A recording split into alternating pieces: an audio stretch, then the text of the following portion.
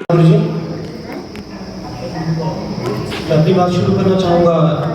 चंद पंक्तियाँ मैंने लिखी थी कि आंखों में बेचैनी कदमों से लड़खड़ा रहा है, आंखों में बेचैनी कदमों से लड़खड़ा रहा है, नसों में नशे का जहर लिए मेरे देश का युवा किधर जा रहा है, बहुत सुंदर। मेरे देश का युवा किधर जा रहा है। नशा हालांकि बहुत पुरानी एक तरह से प्रथा है। पहले लोग शाम के समय बैठ के अपने मनोरंजन के लिए नशा करते थे, और अभी हमने ये पार्टी का रिवाज देखा ही है कि मैक्सिमम अब विवाह समारोह में जाते हैं तो वहाँ पे एक साइड एक टेंट लगा होता है, गाँव में भी, जहाँ पे ये कार्यक्रम चलता है नशे का, और उसमें धीरे धीरे करके युवा जो है आस्ते आस्ते अपने पहले के लोगों से वो चीज़ें सीखते हैं।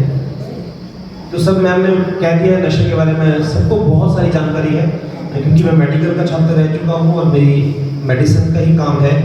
और अक्सर और गुरुजी को पता है कि जहाँ हम काम करते हैं वहाँ पे एक एजुकेशनल हब है, ऊंचघाट एक ऐसी जगह है जहाँ चारों तरफ एजुकेशन के काफ़ी इंस्टीट्यूट्स खुले हुए हैं।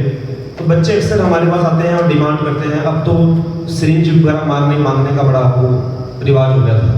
पहले तो हमें पता नहीं होता था कि सिरिंजेस क्यों मांग रहे हैं बच्चे, लेकिन आस्ते आस्ते पता लगा कि वो चिट्टा जो है वो लिक्विड फॉर्म में आ गया है, बच्चे उसको इंसर्ट कर रहे हैं अपनी बॉडी में, और बॉडी का कोई पार्ट ऐसा नहीं छोड़ा जिसमें कि नशा ना करते हो। तो मैं थोड़ा सा आपको मेडिसिन लाइन से बताना चाहूँगा, जो पेरेंट्स यहाँ पे हैं, जितने भी लोग बैठे हैं, या आप आगे बता सकें। नशा किसी भी तरह का हो, जैसे मैम ने कहा कि बीड़ी बचपन से बच्चा उन्होंने शुरू कर दी उनकी चाचा जी ने, और आज तक नहीं छोड़ पाए हैं। तो हमारे ब्रेन में हर चीज़ के लिए रिसेप्टर पैदा होते हैं। कुछ रिसेप्टर हमको भगवान ने दिए हैं। रिसेप्टर होता है तो रिसीविंग वाले एक ग्रंथि हमारे सिर में है, ब्रेन में है। जब हम किसी नशे को पहली बार करते हैं तो वो रिसेप्टर हमारी बॉडी में आस्ते आस्ते बनने शुरू हो जाते हैं। कुछ नशे ऐसे हैं जैसे शराब का नशा है, या छोटे कोई नशे अभी बहुत समय से लोग करें, मदिरा पान करें, इनके रिसेप्टर धीरे धीरे हमारे ब्रेन में पैदा होते हैं, और फिर वो उस हालात में पहुंच जाता है कि वो रिसेप्टर रोज उसको ब्रेन से उसके शरीर को इतना मजबूर करते हैं कि उसे नशा करना ही पड़ता है, डिमांड करता है। अगर वो नशा नहीं करेगा तो वो ब्रेन उसको जो है परेशान करता है, उसको बेचैनी रहती है, रात को नींद नहीं आएगी उसको, और वो किसी भी तरह की अपनी एक्टिविटी नहीं कर पाता है। लेकिन अब जो ये थोड़े से हम संशोधित कहेंगे, थोड़े और ज़्यादा मॉडर्न हो गया है नशा। ये जो नशा अब आया है, इस नशे की सबसे बड़ी प्रॉब्लम ये है कि इसका रिसेप्टर एक बार नशा लेते ही रिसेप्टर ब्रेन में रेडी हो जाते हैं, और ये रिसेप्टर इतने स्ट्रॉन्ग हैं कि इनको फिर नशा निवारण केंद्र में भी ठीक करना मुश्किल है। मैं एक छोटा सा इंसिडेंट बताऊंगा आपको। पीछे एक कार्यक्रम कुछ में हुआ था, वहाँ पे सीजीएम साहब एज ए चीफ गेस्ट आए थे, और उन्होंने हमें एक घटना सुनाई। उन्होंने कहा कि मैं हॉस्पिटल गया एक नशे से ग्रस्त एक बच्चे को देखने के लिए। तो वहाँ पे जो डॉक्टर उनको देख रहे थे, उन्होंने कहा कि इस रूम में वो बच्चा है, और इस रूम में हम रिहेबिलिटेशन के लिए जो आते हैं उनको यहाँ पे रखते हैं पेशेंट को।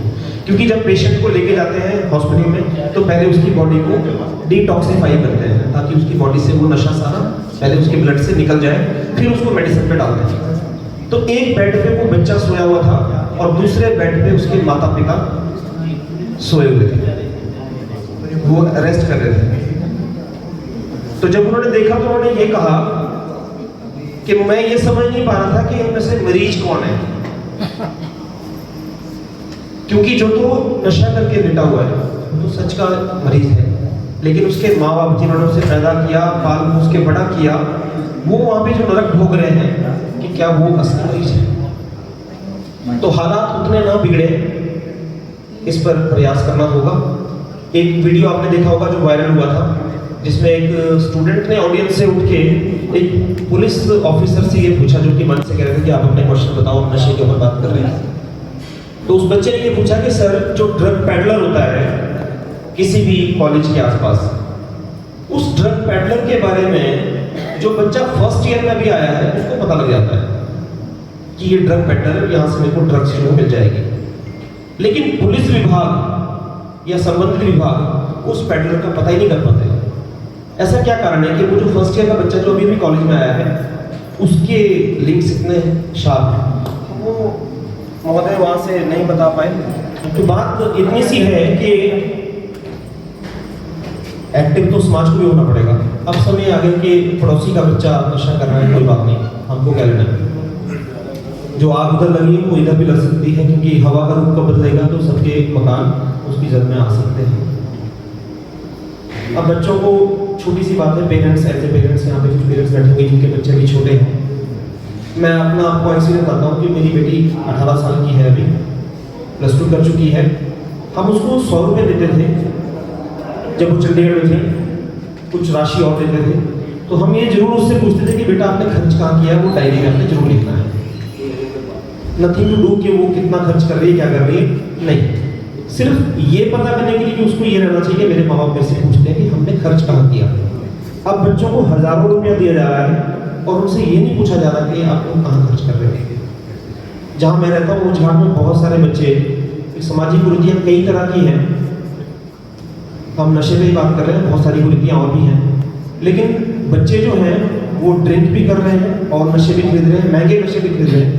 उनसे ना तो कोई खर्च पूछ रहा है। अब पता नहीं उनके माँ बाप को संवेदनता हो चुके हैं, उनको कोई मतलब नहीं है या उनके पास समय नहीं है। तो ये चीज़ें थोड़ी सी देखने लायक है।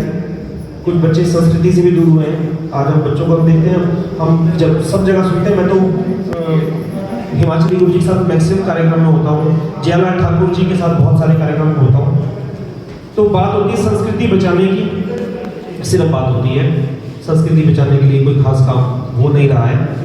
और यही कारण है कि हमारे बच्चे जो है संस्कारों से दूर हो रहे हैं, संस्कृति से दूर हो रहे हैं, और जो उनको आसान लगता है उन नशों की तरफ वो आसानी जाते हैं, क्योंकि वो शॉर्ट फॉर्म ऑफ एंटरटेनमेंट बनते बनते वो एंड ऑफ लाइफ बन जाता है बच्चों के लिए।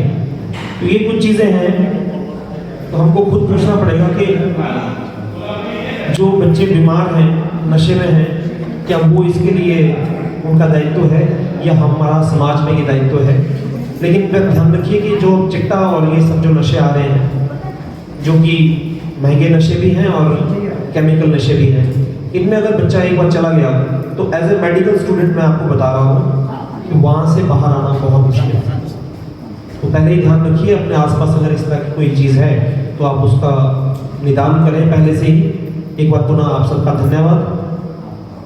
जय हिंद, जय हिमाचल।